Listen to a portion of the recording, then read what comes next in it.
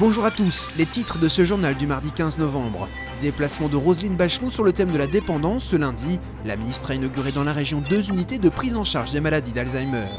Du 14 au 20 novembre se déroule la 15e semaine pour l'emploi des personnes handicapées.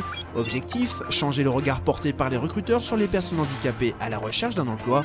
Plusieurs rendez-vous sont organisés dans toute la région. L'établissement français du sang tire la sonnette d'alarme. Les réserves de sang sont très fragiles depuis quelques jours sur tout le territoire. Les stocks sont insuffisants. L'EFS appelle à une forte mobilisation des donneurs.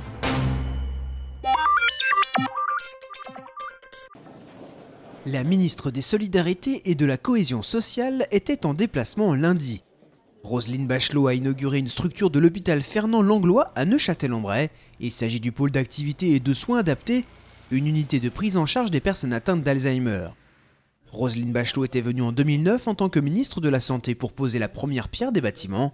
En France, près de 340 pôles comme celui-ci sont labellisés ou sur le point de l'être. Les résidents y reçoivent un accompagnement sur mesure.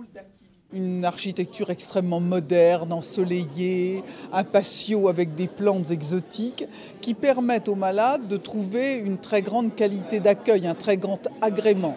Toutes les chambres sont individuelles, avec un système de médicalisation des lits, des salles de bain totalement adaptées qui permettent un grand confort pour la personne, mais aussi un grand confort pour le personnel soignant. Ce qui m'a le plus ému, c'est la qualité des équipes qui sont là, très professionnelles et très humaines. Et ça, il ne peut pas y avoir de bonne prise en charge sans qu'à côté de la technique, il y ait du cœur. La ministre a ensuite visité un établissement d'hébergement pour personnes âgées dépendantes à Forges-les-Eaux. Sa présence le confirme, la mise en œuvre du plan Alzheimer se poursuit. 2 zones d'affichage sont prévues pour cet handicapé, l'une pour les CV, l'autre pour les offres d'emploi. Chacun des participants en situation de handicap est invité à consulter les informations, puis aller à la rencontre de l'autre. Pour faciliter l'échange, des poissons pilotes sont présents sur les lieux pour guider les participants. Des rencontres encadrées et préparées afin de maximiser les chances de réussite. Donc tous les CV ont été formatés de la même manière. Ce n'est pas des CV de recherche d'emploi. On les avait vraiment formatés pour le handicapé. On présentait donc le nom de la personne et ses compétences. Il n'y avait pas de profil de poste recherché. C'était un CV type pour essayer de limiter les a priori qu'auraient pu avoir les recruteurs sur les candidats. 33 personnes handicapées ont été sélectionnées afin que leur profil corresponde à ceux recherchés. 15 entreprises et 20 recruteurs ont fait le déplacement pour proposer des postes administratifs, de services, d'agents comptables ou d'accueil. Les demandeurs d'emploi handicapés sont 2 fois plus nombreux que les valides et mettent 2 fois plus de temps à trouver un emploi. Un état des lieux qui démontre l'intérêt de cette rencontre. Donner aussi, au travers de cette semaine et de l'intégration des personnes dans l'emploi, c'est de donner leur pleine et entière citoyenneté à la personne handicapée, en sachant que cette citoyenneté, on considère que ça passe par leur insertion sociale et professionnelle.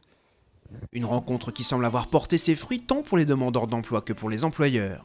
Le but, c'est en tant que demandeur d'emploi de venir les rencontrer, se vendre et de faire comprendre que notre handicap n'est pas un frein et qu'on peut leur apporter beaucoup. On a rencontré des candidats qui correspondaient a priori à ce qu'on recherche.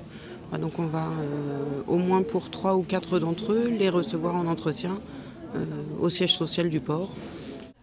Pour connaître les autres rendez-vous de la semaine du handicap en Haute-Normandie, rendez-vous sur semaine-emploi-handicap.com. Cette fin d'année 2011 s'annonce particulièrement difficile pour l'établissement français du sang.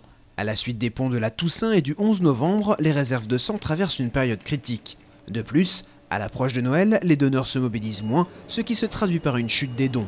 En parallèle, l'EFS constate une hausse de la consommation de sang. Nous avons une forte progression des besoins en globules rouges qui sont quand même 2 fois supérieurs à ce qui s'est passé l'année précédente. Et pour nous, c'est quelque chose de conséquent. Donc, moins de donneurs, plus de besoins et donc un stock qui diminue progressivement. Notre stock idéal est de 14 jours. Vous voyez qu'il y a quand même un déficit de 30% des produits sanguins actuellement en stock. En Normandie, 500 dons de sang par jour sont nécessaires pour maintenir les stocks. En France, le don est gratuit et bénévole, un geste simple qui peut sauver des vies. Il suffit d'à peu près 1 heure de son temps pour réaliser l'acte du don. On peut donner très largement par rapport à l'âge, puisqu'on peut donner à partir du moment où on a 18 ans et jusqu'à la veille de son 70e anniversaire. Aucun examen n'est demandé, puisqu'il s'agit d'un système, je dirais, déclaratif. Vous voyez un médecin, il y a un questionnaire qui prépare cet entretien. Et puis après, vous avez le prélèvement qui dure une dizaine de minutes. C'est important de venir donner et on a besoin de vous, surtout en cette période difficile. Pour donner votre sang, vous pouvez vous rendre dans un des 5 centres au Normand. Il en existe au Havre, à Évreux, à Dieppe, à Bois-Guillaume ou à Rouen-Saint-Sever. Pour connaître leur adresse, connectez-vous sur dondusang.net. Ce mercredi a eu lieu la journée mondiale de la bronchopneumopathie chronique obstructive. Cette maladie peu connue mais pourtant très répandue traduit l'inflammation des bronches par des produits toxiques et surtout par le tabac. La BPCO est souvent ignorée car ses symptômes ne s'apparentent qu'à des toux et des crachats, ce qui peut sembler anodin en premier abord. Il faut qu'on prenne contact avec son médecin traitant. Ils bénéficieront d'une mesure de leur souffle avec un petit appareil qu'on appelle le Néo6, qui est particulièrement performant pour mesurer l'obstruction de ces bronches. La BPCO fait chaque année 16 000 victimes. Elle sera, en 2020, la 3e cause de mortalité dans le monde.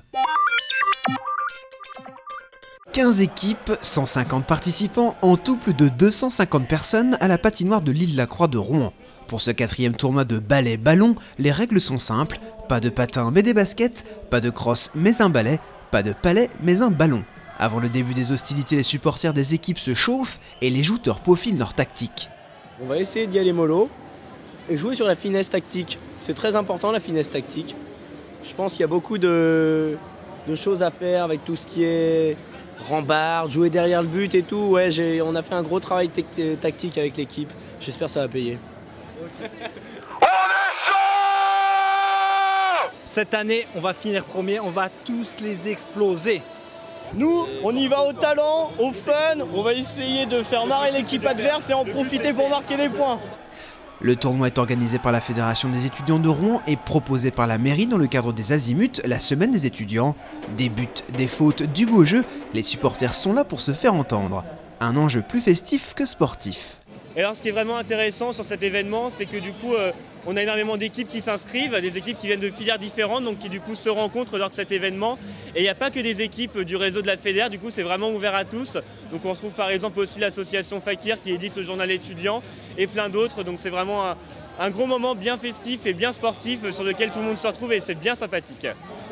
Toujours dans le cadre des Azimuts, retrouvez ce vendredi le groupe reggae ska-rock rouennais Zikatatan à la maison de l'université campus de Mont-Saint-Aignan en partenariat avec la radio étudiante R2R. La Transat Jacques Vabre 2011 continue. Ils sont désormais 2 équipages en IMOCA à s'attaquer au dernier quart de la course à la voile. C'est dans le courant de la nuit que Vibrac Paprec 3 a franchi en première position le passage de Mona Island entre la République dominicaine et Puerto Rico. Quelques heures après cette entrée, Hugo Boss la rejoint sur la même trajectoire. Voilà maintenant effectivement aux Antilles, regardez quel temps fantastique, du bleu partout, des petits cumulus, c'est fabuleux. On sait qu'on pourra se faire un petit peu rattraper sur l'arrivée parce que les conditions ne seront pas faciles, donc on essaie de prendre le maximum d'avance et on n'a aucune intention de se laisser passer par nos adversaires, donc on est vraiment à fond. Ce mardi à 14 h, Actual est en tête en multi 50 et Aquarelle.com garde son avance en classe 40.